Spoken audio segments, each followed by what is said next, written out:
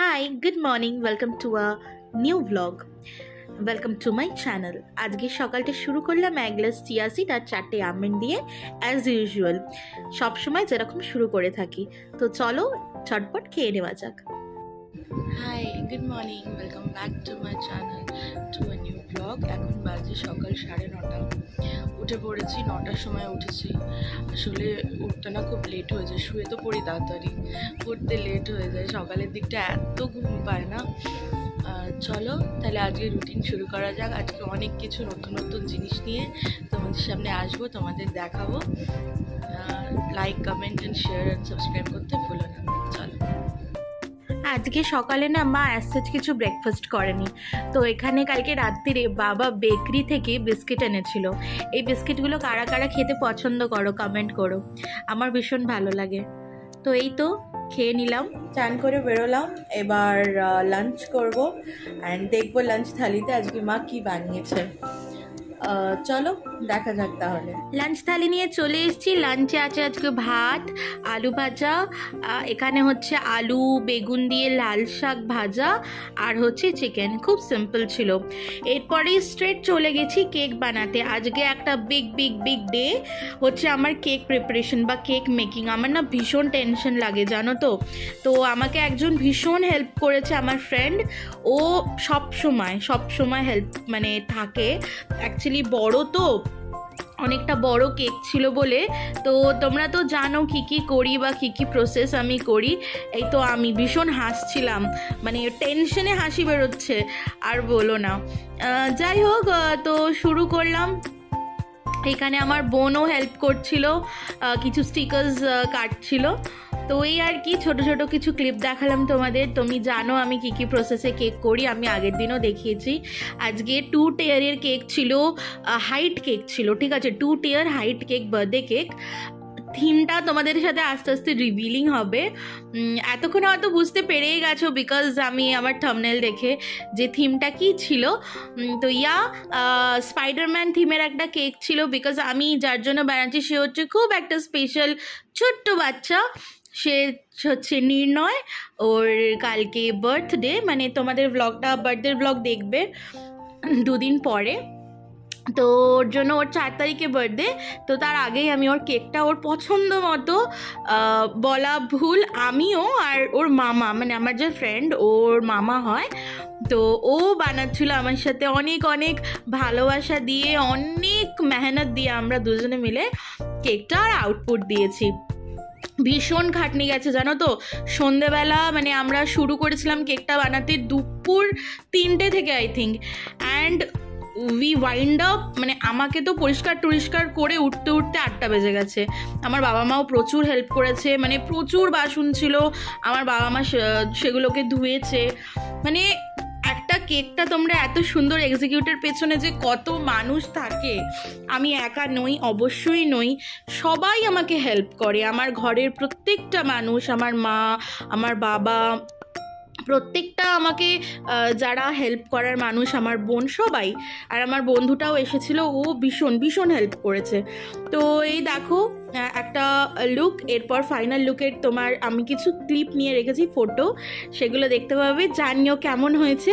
Like, share, comment and subscribe করতে ভুলো না।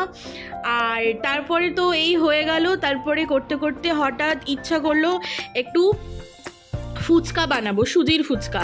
অ্যাকচুয়ালি আমি জয়পুর যখন ছিলাম না, তখন এই সুজির ফুচকাটা ভীষণ খেতাম, আমার ভীষণ। আর ওখান থেকে আসার পর থেকে আমি এটা এত মিস করছি, মানে আই ওয়াজ লাইক কোথায় পাবো। আর কলকাতায় জেনারেলি আটার ফুচকাটাই মেন, মানে সব জায়গায় আটার ফুচকা, টক জলের ফুচকা। আর জয়পুরে থাকাকালীন ওখানে একটা মিঠা পানি, মানে পানিটাই মিঠা, তো মিঠা পানি দিয়ে একটা এত সুন্দর ওরা ফুচকা সার্ভ করতো না, মানে স্টাফিং, মানে এখানে যেরকম আলু অনেক মশলা দিয়ে মাখে, টক জল দিয়ে, ছোলা দিয়ে, ওখানে আলুটাও ভীষণ সিম্পল মাখতো।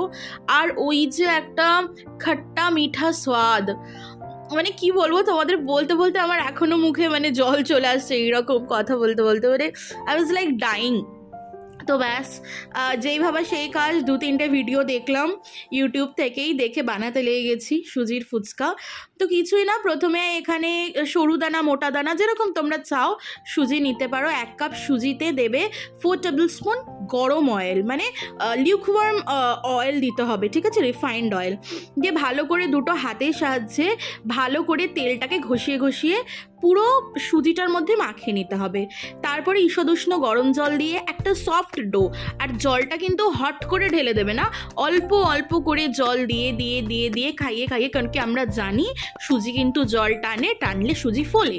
তো অল্প অল্প করে জল দিয়ে দিয়ে একটা সফট ডো, মানে তোমাদের হাতে দেখে মনেই হবে যে না, মানে একটা ফিঙ্গার যখন তুমি প্রেস করবে না ডোটার মধ্যে, ওটা আপনি ভিতরে ঢুকে যাবে ফিঙ্গারটা, তো তখন তোমরা বুঝবে যে একটা সফট ডো রেডি হয়ে গেছে। আর হ্যাঁ, সুজির ডো বা যখন আমি সুজির ফুচকা বানাচ্ছি সেই ডোকে কিন্তু আমরা কখনো রেস্টে রাখবো না, সঙ্গে সঙ্গে আমাদের বেলে ভেজে ফেলতে হবে কড়া গরম করে করে, মানে কড়াটা একদিকে গরম করে আমাদের বেলতে শুরু করতে হবে, যাতে একটা একটা করে আমরা, কারণ কি যত মেতে যাবে না ময়দা, মানে সুজির আটাটা যত মেতে যাবে তত কিন্তু ভালো হবে না।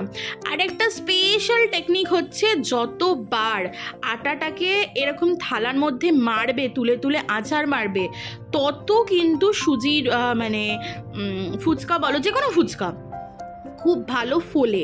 সুজির ফুচকা তো মেনলি এরকম করে করে না, এর মধ্যে যত এয়ার বাবলস থাকে বা সেইগুলোকে না ক্রিয়েট করা, যত বেশি এয়ার বাবলস ভেতরে ক্রিয়েট হবে তত সুন্দর কিন্তু ফুচকা তৈরি হবে। তো এরকম করে মিনিমাম 17-18 বার তোমাকে ভালোভাবে এরকম তুলে তুলে তুলে তুলে আছাড় মারতে হবে।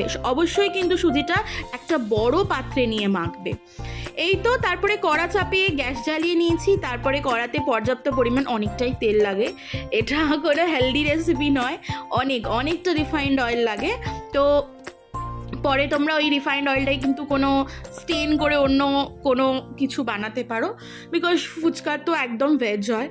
আর ফুচকাগুলো ইকুয়ালি কেটে নেবে, বা মানে আটার লেচিগুলো একদম ইকুয়ালি কেটে নেবে, দিয়ে এই ফুচকাটা কিন্তু লম্বা বেলে, গোল নয়, লম্বা লম্বা করে একটা একটা করে বেলে কড়াটা গরম করে আমরা কিন্তু ছাড়বো।